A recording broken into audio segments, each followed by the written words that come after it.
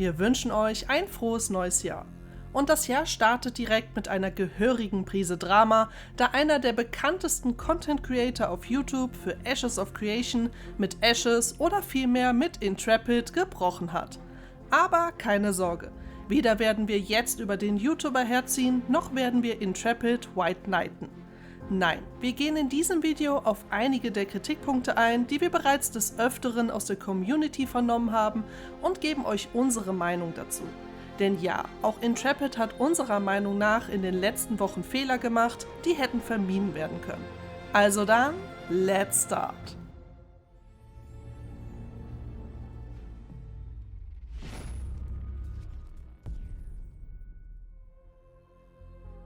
Und damit hallo und herzlich willkommen beim Phoenix-Boten. Die meisten von euch dürften schon wissen, worum es hier genau geht. Exakt. Es handelt sich um die große Verabschiedung von Narc, welcher mit 61.000 Abonnenten der größte Ashes of Creation Content Creator war.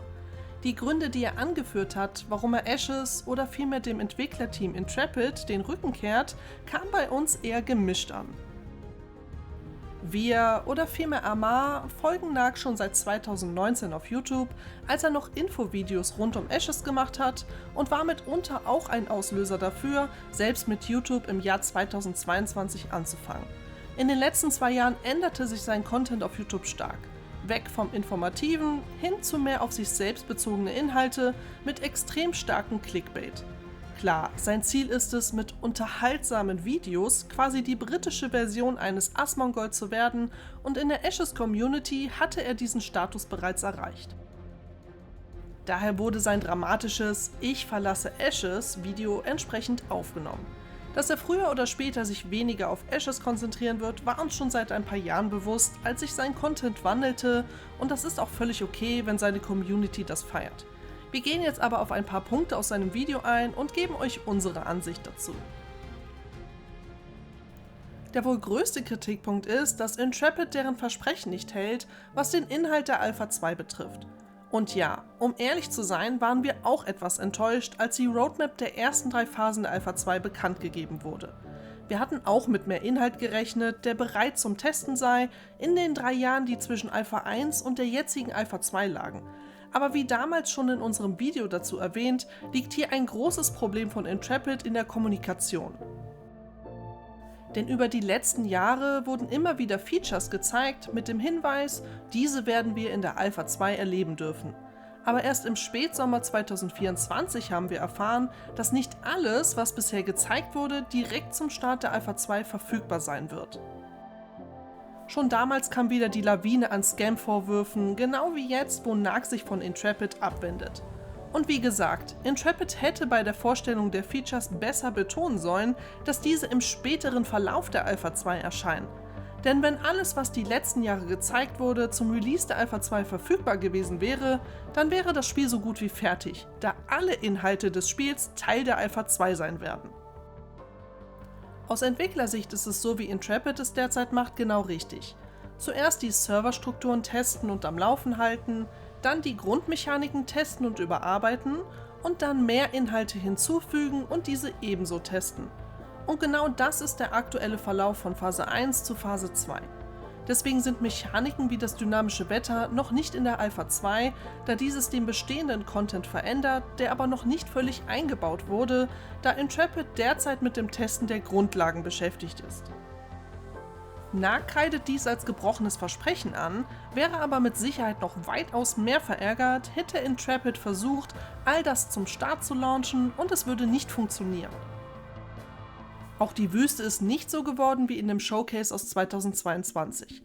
Das ist ebenfalls korrekt aus denselben Gründen. Dazu kommt, dass wir aktuell nur ca. 1/3 der Wüste überhaupt zu Gesicht bekommen haben, wie ihr hier gerade sehen könnt.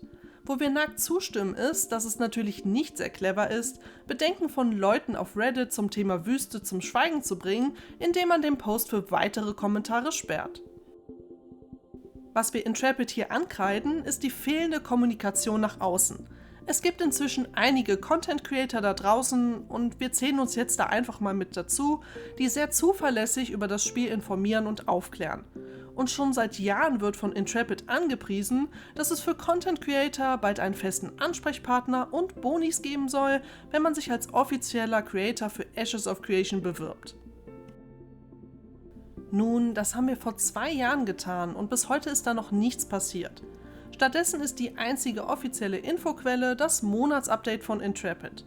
Das mag vor der öffentlich zugänglichen Alpha 2 auch ausreichend gewesen sein, aber jetzt passiert so viel jeden Tag auf den Servern, dass ein Video im Monat einfach bei weitem nicht mehr ausreicht, um die Community informiert zu halten. Die Leute fühlen sich einfach nicht abgeholt und da reicht die Kommunikation allein über Discord halt nicht aus. Intrepid sollte hier dringend nachholen und endlich die Leute ins Boot holen, die für das Projekt schon über Jahre hinweg einstehen. Denn wenn wir Content Creator über die Pläne informiert worden wären, hätte man hier schon die Community abholen und vorbereiten können auf das, was da kommen wird. Ein weiterer Punkt, über den sich NARC aufgeregt hat, ist das Server-Meshing, welches aktuell noch nicht wirklich auf die Server aufgespielt wurde und dass die Server-Tests aus der Phase 1 nichts gebracht hätten. Aus unserer Sicht stimmt dies jedoch so nicht. In der Phase 1 hatten wir mit Warteschlangen und mehreren Serverabschaltungen zu kämpfen. In der Phase 2, wo nun alle EU-Spieler auf einen Server gepfercht wurden, hatten wir noch nie eine Warteschlange zur Anmeldung. Das Fehlen des Server-Meshings macht sich hier aber dahingehend bemerkbar, dass es bei Zonen mit sehr vielen Spielern zu Lags kommt und manchmal, wie auch bei uns, ein Grindspot an einem Abend zweimal abgestürzt ist und uns aus dem Spiel geworfen hat. Jedoch nur diese eine Zone, der Rest des Servers war davon nicht betroffen. Heißt also, dass aus unserem Video erwähnte ein Realm und viele Server sind bereits da, jedoch nicht die Kommunikation unter den Servern und das dynamische Hinzufügen von weiteren Servern, um die Spielerdichte für die Zone zu erleichtern. Mit dem Thema der Key-Verkäufe werden wir uns jetzt nur kurz beschäftigen, da wir hierzu schon ein ausführliches Video gemacht haben.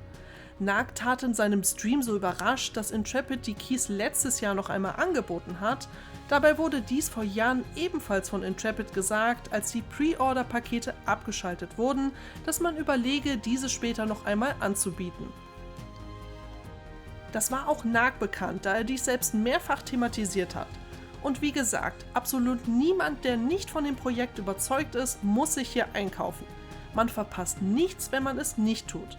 Und die Cosmetics als FOMO anzupreisen, macht die ganze Diskussion unserer Meinung nach nur lächerlich. Kommen wir nun aber zu dem Punkt, wo wir selbst etwas sauer waren und immer noch sind. Es ist ja schön und gut, dass Steven sein Versprechen des Releases der Phase 2 zum 20.12. einhalten wollte, um nicht wieder einen Shitstorm wegen der Verschiebung zu riskieren. Aber es macht absolut keinen Sinn, so einen Meilenstein der Alpha 2 ein paar Tage vor Weihnachten zu starten und dann den Großteil des Teams für 2 Wochen in Urlaub zu schicken. Wie wir gesehen und auch in unserem Video zum Start der Phase 2 erwähnt haben, wurden die ersten Tage sehr intensiv Bugs bearbeitet und Fehler behoben. Seit Weihnachten jedoch schlagen wir uns nun mit anderen Bugs herum, wie dem super nervigen Inventarbug oder Schatzkisten, die sich nicht looten lassen, was bis heute nicht behoben wurde. Steven war zwar über die Feiertage sehr aktiv, angeblich mit einer Handvoll Entwickler, wobei wir persönlich glauben, dass er wahrscheinlich größtenteils allein war. Daher konnten nicht einmal die Server zu den festen Uhrzeiten resettet werden, wie es angekündigt war. Unserer Meinung nach wäre es deutlich besser gewesen, die Server über die Feiertage geschlossen zu halten und die Phase 2 besser ab Anfang Januar zu starten mit einem erholten Team, das direkt ab der ersten Stunde am Ball bleiben kann. Höchstwahrscheinlich ist Steven der Unmut einiger Spieler und auch das NARC-Video selbst aufgefallen, denn er startete zur Nacht auf Freitag seinen ersten eigenen Livestream auf Twitch, wo er zunächst die US- und später auch den EU-Server besuchte, auf welchem auch wir noch aktiv waren, als er eintraf.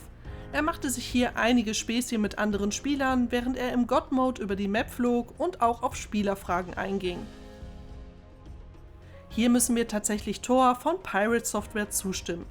Dieser war selbst als Entwickler an mehreren Spielen beteiligt und ist absolut begeistert von Steven als Game Director, der tatsächlich in seinem eigenen Spiel so aktiv ist und mit der Community interagiert.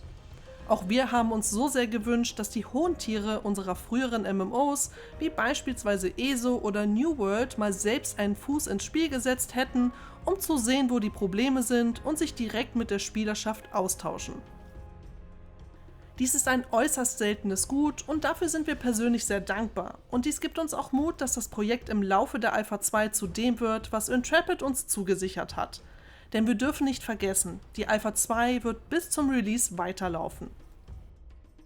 Wir könnten hier jetzt noch gut eine halbe Stunde weitermachen, allein mit dem, was Steven in seinem ersten Livestream alles beantwortet hat, aber das wäre was für ein separates Video. Uns macht das Spielen aktuell sehr viel Spaß, gerade mit unserer Gilde zusammen, und das ist, worauf es uns ankommt. Einen angenehmen Feierabend, etwas Fortschritt im Spiel zu machen und ein paar Bugs zu reporten, auf dass das Spiel als Ganzes besser wird. Natürlich könnte es etwas mehr sein und es wäre toll, wir könnten noch mehr Mechaniken testen, aber wir sind sehr zuversichtlich, dass Intrepid hier auch liefern wird, sobald das Team wieder in voller Stärke aktiv ist. Wie üblich würden wir hierzu gern eure Meinung hören. Schreibt uns in die Kommentare, was ihr von dem dramatischen Abgang von Nack haltet, falls euch dieser überhaupt beeinflusst hat. Alle Alpha-Tester können hier auch gern ihre Erfahrungen dalassen, die sie während der ersten Phase und der aktuellen Phase 2 so gemacht haben.